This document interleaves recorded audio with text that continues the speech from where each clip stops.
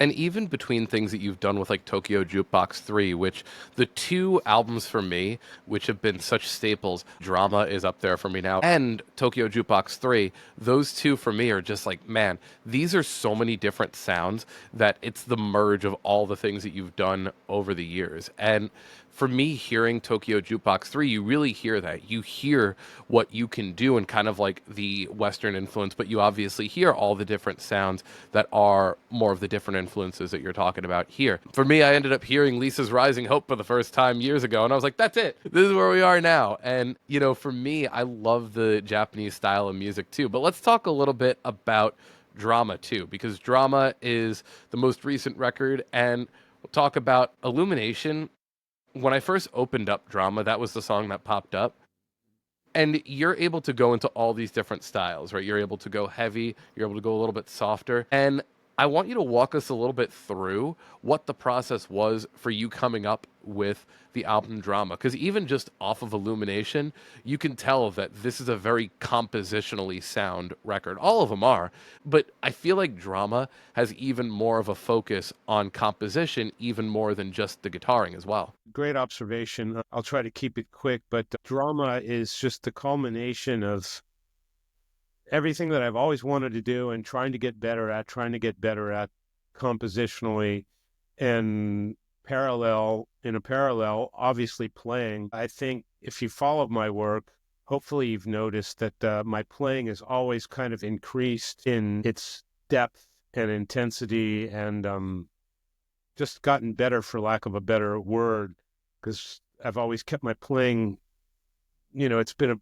conscious and subconscious effort to not repeat myself. So that being said, the composition, I've figured out maybe about 10, 15 years ago, the best way for me to do compositions and to make the music exactly the way I want it to be and with all the depth that I'm trying to shoot for. I found the process, maybe around the Inferno album or an album or two before that. And then that time it was still in its infancy, but now I've really honed in on the process. It's a very long and tedious process in short, it's making many demos, different keys, different tempos, different modulations, and living with demos for a long time. So it's not like, oh, I got it, this is the song. You got to live with these things and make different demos and use different musicians and concentrate on everything but guitar. Guitar is the easiest thing for me to do. It's if you listen to Drama, all the other instruments are backing me up in such a way that it makes anything that I do in guitar sound really nice. And that's because I spent like about 80% of the time on everybody else. And the other 20% of the time, I trust my playing. I know what I'm going to do.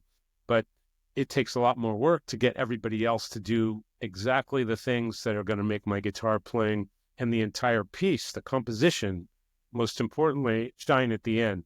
So that's a process that's taken time.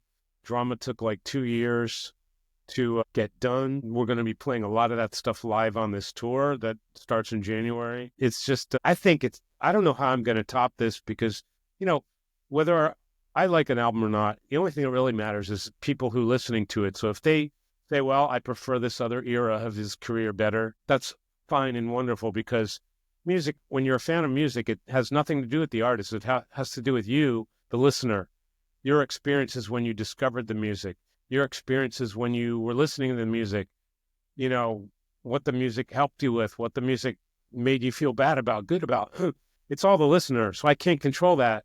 But for myself, I can tell you right now that Drama is by far the best representation of what I want my music to be, what I want my music to eventually be, and what you're going to hear live. So if other people join me in that, that's wonderful. But if they don't, then I'm still 1,000% appreciative anyway, because like I said, it's not me, it's you. Last question I have for you before we leave, my friend, is, and I ask everybody who comes on the show, if you could go ahead and give me 3 songs that you would put on a Spotify playlist to say, this is what represents Marty Friedman, what would those 3 songs be? They would probably be 3 songs off Drama, because like when you said, what represents a person, I think when you're an artist, your main quest is to create music that represents you.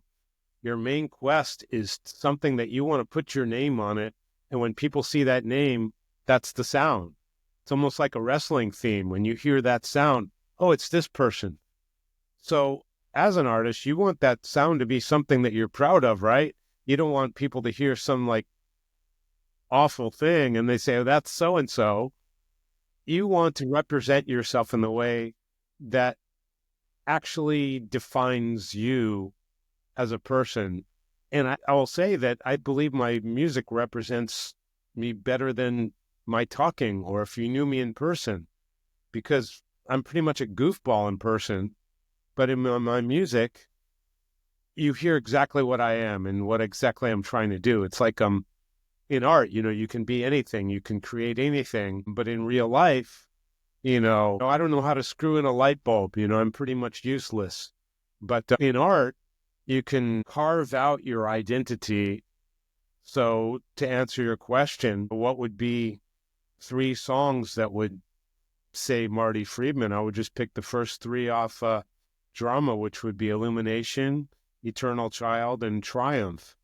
And I don't know if that's kind of a cheating way to answer your question, but I think it's perfect. Not at way all. to answer. Not at all. I think it's great. And you're so focused on composition where it makes sense.